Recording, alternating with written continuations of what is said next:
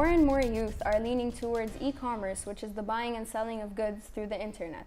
Companies are now finding advantages of having an online gateway. In today's episode, we will figure out what these reasons might be. Approximately $1 billion in profit have been made last year in Egypt's e-commerce market, and this is believed to double by 2020. The increase of smartphone usage of up to 80% has made it possible for 15 million Egyptians to purchase online products. This places Egypt as one of the top Arab countries that invests in online entertainment and merchandise. Half of the online consumers are between the ages of 26 and 35. About 4% of Egyptians are running online businesses with the help of social media platforms that tend to sell clothing, food, and other products. With high unemployment rates, many look to this solution to create a job while others initiate their plan their own businesses before them. Online businesses have a more common place on our computers to gather consumers on a worldwide scale. A young clothing line, Zakhrafa, has yet to see this success, but yet has been capable of standing out in the Egyptian fashion scene. Zakhrafa is a fashion line that flaunts Egyptian prints and patterns that depict arabesque designs. Saif Fawzi, a political science junior and the creator of Zakhrafa, is joining us today on Business Weekly to talk more about his online business. Thank you for joining us. You're welcome. How are you? I heard that the idea came up to you when you were in the military, so Yeah, can you tell us more about that? Yeah, while doing my military service, I had completely some free time to think about a business that I wanted to do since I was young. And I had a lot of time to think about something that is different. And having this time made me think of coming up with the idea of Zakhrafa. And why did you start to initiate it before graduation, like most people tend to think of an online business? I always thought that I'll do this kind of business after I graduate, but why not do it today? Yani, why don't I start my business today? I mean, why should I wait? But you launched it in September, so when exactly, how long did it take for you to plan to launch this Actually, business? I started planning for it in March, and then after planning for it and thinking about everything about it, I launched it in September. Okay, and what was the process of coming into it? How did you get your budget in the beginning and funding? Well, first of all, I went and spoke to my parents, and then they were like, okay, it's a really good idea, but first of all, you have to make your own plans about how will you finance. I mean, we will give you the money, but we have to see something. And then I had to think about where am I going to find the fabrics, and what about the prices, and this is how it came in. And do you have a supplier, or No, how I just buy my own fabrics. Okay, where do you tend to? First, I started in El Wukala, and then now I travel to China to get my fabrics from there. Okay, so that's more in your budget.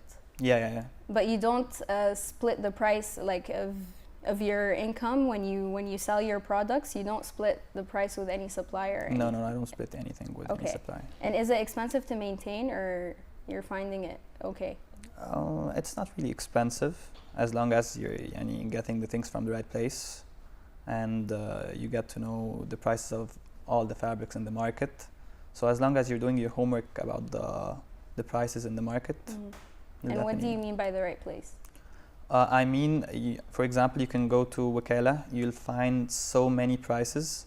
They will tell you a bunch of prices, so you have to know before buying anything. Yeah, you have to ask so many people in order to know the exact, the right price to start this thing. Okay, and how has it helped you to be on Instagram? I feel like if you use other platforms such as Facebook, so many people in Egypt use it. But why have you decided to use Instagram? I decided to use Instagram because it's accessible to everyone, and most of the fashion stream is on the Instagram, mainly because it's accessible to everyone. Yeah. Okay, but approximately 23% of females in Egypt tend to buy online products. Do you suffer in any way from this small percent or in your product? Till now, I didn't feel any kind of suffering because I'm still not expanding too much in my business, but I think maybe in the near future it will be a problem. That's why Zakhrafa aims at launching for men in the near future, not only for women. Okay, so you feel like the niche that you're looking for, or the audience that you're selling to, also affects your product where you're selling. Of course, on Instagram. Of course, it affects, but not for now. It doesn't affect too much, but maybe in the near future it will affect me. That's why I aim to do the clothes for both men and women, both genders. Okay, but for example, if you're still on Instagram right now and you would like to expand to men, don't you feel like you need to use another platform, or you also feel like men are equally on Instagram as women? Definitely, I would change to maybe Facebook. Most of the social media platforms like Facebook. Maybe I would do my own website, stuff like that. Instagram was just a start, and then there will be an expansion in the social media in the near future. Okay. For paying, many Egyptians tend to, approximately 70% of them prefer to pay on arrival. So how's the process with you? Do they order online and then they pay on arrival? They send me an email or they send me a direct message on Instagram for the orders, and then I have someone. I give him my things and then he delivers it to the people I sell. This is how it mainly goes. Okay, and that's a very good thing to know, because I was thinking of the manpower that you would have creating your own designs, and there's a lot of sewing and trying to make the clothes come together. How do you manage that with your studies and split the funding with the people working with you to make it work? Actually, in the beginning it was really hard to have the time management for everything, but I managed to to have a specific time for my things. It's all about time management. If you have time management, you can do whatever you want. So I managed to make a time for the work of my university and some time for Zakhrafa. Okay, and the share of income that you get for Zakhrafa, how do you split it with the people working with you to produce the products? I actually, the only thing I pay for now in Zakhrafa is for the fashion bloggers, because when you get the fashion bloggers, you have to pay for them. The photographer is my cousin, so I had no expenses whatsoever in this part. But in the near future, what I do is when I sell, I reinvest with the money I take again to expand in the business more and more. Okay. Do you feel, because obviously Egypt amongst the Arab world is very into fashion and cinema and all that. So do you feel like there's a competitive nature in your business for fashion, or do you feel in general that online businesses are very competitive? I think now it's really competitive after the Instagram and all the social media accounts. You have every day a new brand that is coming.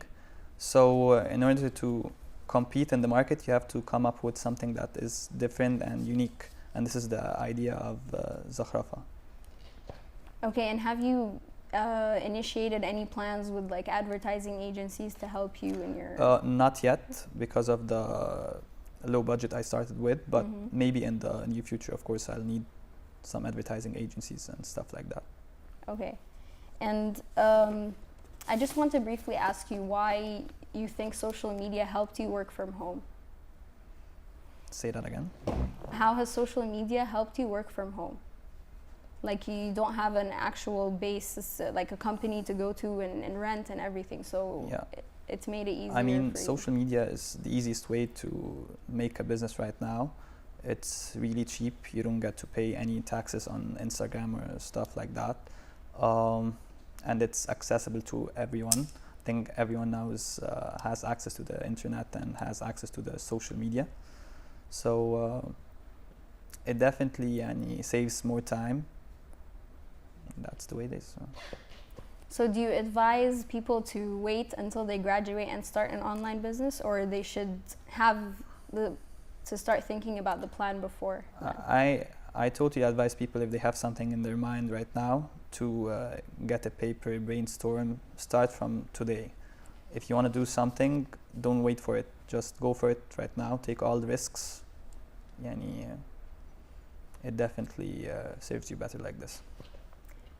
But you don't feel like maybe this would be affecting other companies, and the youth are not applying more to jobs and they both want to initiate their own business? I mean, why not graduate and apply to a job and have at the same time your own business? I mean, if you have the time management, if you have a good time management, you can work in something and at the same time have your own business.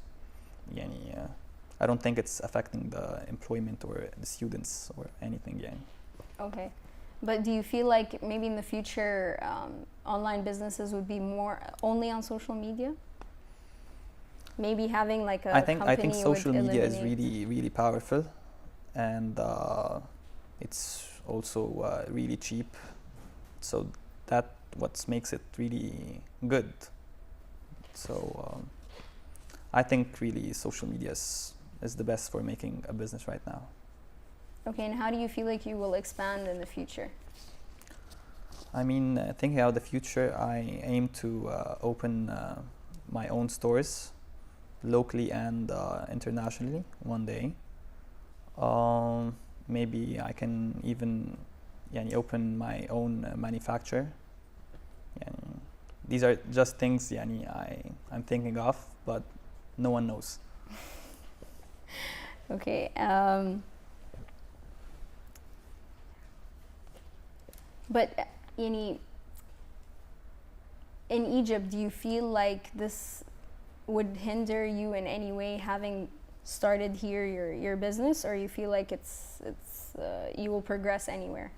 Like if you started in Dubai, for example, you would have the same success. I think it doesn't matter where you start, because like we just mentioned, it's all social media stuff. The business is all on the social media, and it doesn't matter if you're in Egypt or you're in Dubai, as long as you're doing the right job in what you're doing. I don't think the place will be something hindering me from doing anything. Okay, but do you feel like the reason why, for example, you started having or getting your cloth from here, from Egypt, and instead now you're doing it in China, why did that change though? Well, price change? The price change, of course, and going to the wakala in Egypt and asking so many people where do they get the fabrics and stuff like that, I knew that they get it all from China. So I wanted to know, I wanted to go to this specific place and know is it more cheap, and if do they have more quantities and more qualities. So but it doesn't affect the quality of the cloth? What do you mean? For example, I know that price really does matter, but sometimes maybe the cloth here is better, or in China vice versa. I mean, if you can get the same things you get in wakala, I mean the good quality fabrics, if you can get it from China with a cheaper price, isn't this better? Yeah. I mean, you're always focusing on getting the good thing for the right price, but getting it from China, you can get even better quality with much lower prices. Okay. Thank you for joining us today You're on welcome. our show. You're welcome, Irfan. This was Rifan Abdel Nabi, AUCPP.